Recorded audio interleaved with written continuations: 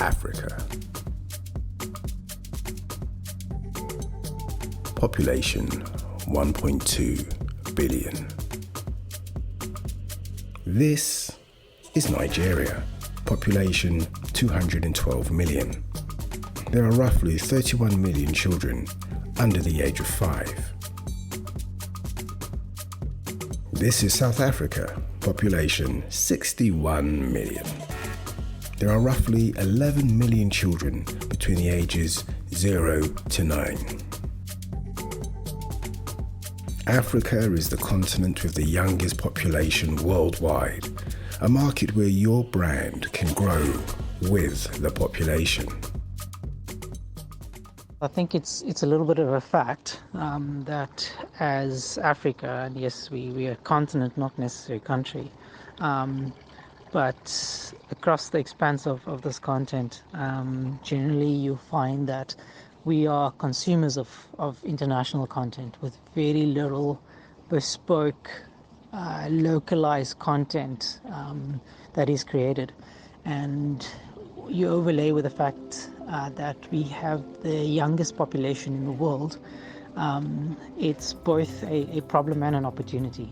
And it's an opportunity in the sense that, you know, there's some great stories to tell. I think it's a problem in the sense that I think we've not been able to leverage a local narrative and, you know, tell the fantastic stories and leveraging the heritage and community-based sort of identity aspects that is so entrenched into our culture. So I think as a South African and as an African, I think, you know, there's almost a priority around us being able to change the narrative of this. And I think by extension, you know, there's a corporate responsibility. And I say responsibility, but there's an attached commercial opportunity as well.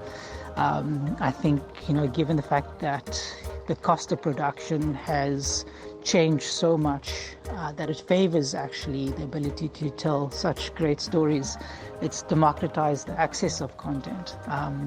The consumption requirement is definitely there. I think, you know, the ability to reach an audience has fundamentally changed with the advent of mobile and, you know, digital access. So I think the missing part is now the content, and I think that's where we want to lend support. I think Africhi is exactly that. I think it has stepped into the localized narrative of who am I, what is the great stories that we can tell about who we represent and where we come from, and then celebrating all of those things. That's the one part. The other part is, you know, for us as everybody else to also understand and appreciate that we live in a country and on a continent where there are so many cultures, and the respect and appreciation that comes with that in itself. So as a corporate, I think what we are focused on is how do we actually take those narratives and extend that great context and storytelling to the audiences, and, you know, therein lies, I suppose, where it all comes together. Hi, I'm Steve Rock from Africhi TV. And Africhi TV, what we do is we create early childhood development content with an edutainment kind of spin. My kids are South African. They were born here. I was born in London. But what I realized watching my children watching TV and wonderful things like YouTube is that they weren't watching themselves. They weren't listening to themselves. And that's because there isn't a lack of content, but there's a lack of promotion of our content. And what I'm seeking to do in this video is to share with you some of the wonderful work that's been created and also the commercial possibilities that sit behind these wonderful ideas. You'll be hearing from producers as well as those in business who see the social and commercial possibilities of what's going on here in the continent. Hello, hi. My name is Agnes Shoyade Johnson. I am CEO and co-founder of Limitless Studios. Limitless Studios is a media company that develops original IP for kids and families across the globe. What is Omaberry? Well, Omaberry is a 3D animated kids show that focuses on exploring culture and stories and heritage of Black and African kids.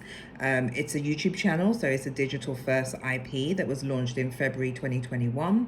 And yeah, it features characters between the ages of 3 and 8 years old, and basically you follow them in their life around, their town, in their homes, in their school, and it's just about friendships and going on adventures and getting on adventures as kids. And the whole ethos of the show is really, as I said before, just really to explore and celebrate and look at Black culture, and ensure that Black children are basically represented in the content that they consume.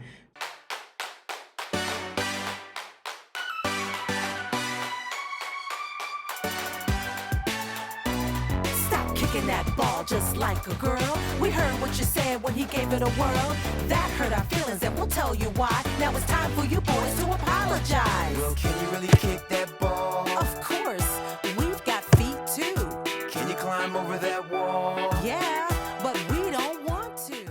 So each episode is full of nursery rhymes, it's full of educational themes, it's full of just lots of fun for kids really. Each episode teaches them something while entertaining them as well. So that's what Omaberry is about. Pollinators, Earth's tiny creators.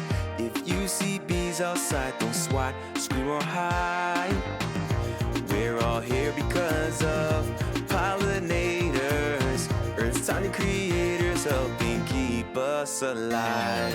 Buzz, buzz, buzz, that's not all it does. Buzz, buzz, that's not all it does. Buzz, buzz, that's not all it does. So leave that bee alone. Don't smash it, don't splash it, don't trap it, don't slap it. Leave that bee alone. Yeah, leave that bee alone.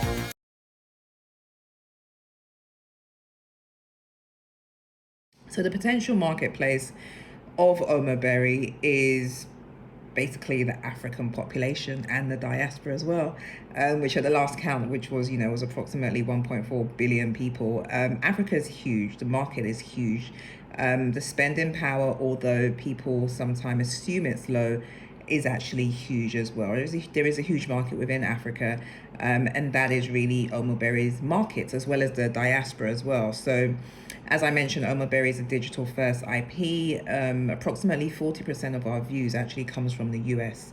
So those are obviously Black American and Black Africans within the diaspora as well, that I guess, really want their children to still be in tune with home and culture, and so they tune into Omaberry a lot. So in terms of our addressable market, it really is global because there are Black people and Africans around the globe.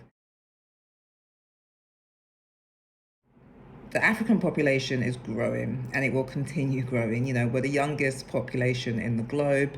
The diaspora alone makes up about 25% of the global population, according to the World Economic Forum.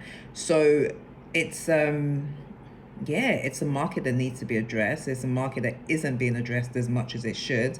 And I feel like there are more content creators that are realizing that and understand the potential within that market. So that's why I think it's important. I feel like African stories are not being told enough to young kids. And so it's important for them to hear their stories, to see themselves, and to understand that there is value within their culture and their heritage as well. Meet Africa's biggest classroom, Ubongo. Ubongo strives to equip the next generation with the education foundation, skills, and positive mindsets to change their own lives and communities for the better. Ubongo Edutainment is designed to spark kids' interests and encourages them to discover new ways of learning that harnesses their creativity, curiosity, and critical thinking. Through leveraging the reach of mass media and mobile technology, coupled with the power of storytelling, human-centered design, and rigorous kid-centered research, we create and distribute free multilingual, pan-African educational entertainment through accessible technologies like TV, radio, and mobile. Our program significantly improves school readiness, learning outcomes, and character strengths for kids, and also promotes social and behavioral change for kids, caregivers, and educators. Ubongo means brain in Kiswahili, and we believe that by building brains, we can build transformative change.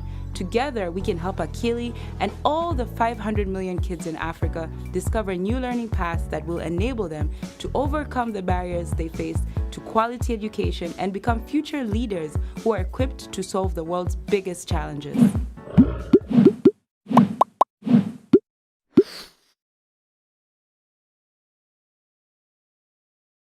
Producing content from the continent is crucial for several reasons. It allows us to represent African voices, cultures, and perspectives authentically, challenging stereotypes and promoting diversity and inclusion. Additionally, it empowers local talent, stimulates economic growth, and contributes to the development of a vibrant creative industry in Africa. AfriTV. Hear new stories. Meet new characters. Kids reading kids stories. Because we're looking to cultivate an audience as well, we're looking for partnerships with schools, corporates, telcos, shops, grocery stores, anything that speaks to the family unit. Because our stories, what we want to do is cultivate an audience. So part of our strategy is to go to schools and talk to the young people and engage with them for our content. So we're kind of co-creating content.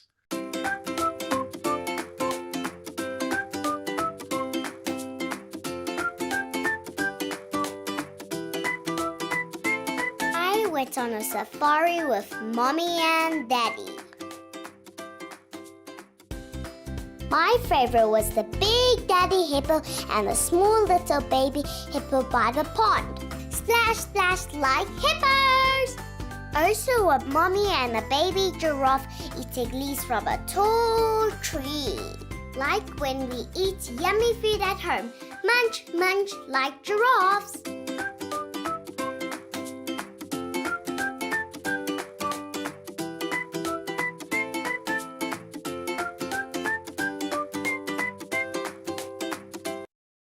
The kind of partnerships we're looking for are the partners that support our requirement to cultivate a global audience. And while our stuff is produced here in South Africa, it's not just for South Africa, but that's our starting point. But the message is universal, like most stories. Things travel, and with technology, it's easier for our stories to travel. From broadcasters and digital media partners, we require support in reaching our target audience effectively and efficiently. This includes access to diverse distribution channels, promotional opportunities, and technical expertise in content delivery.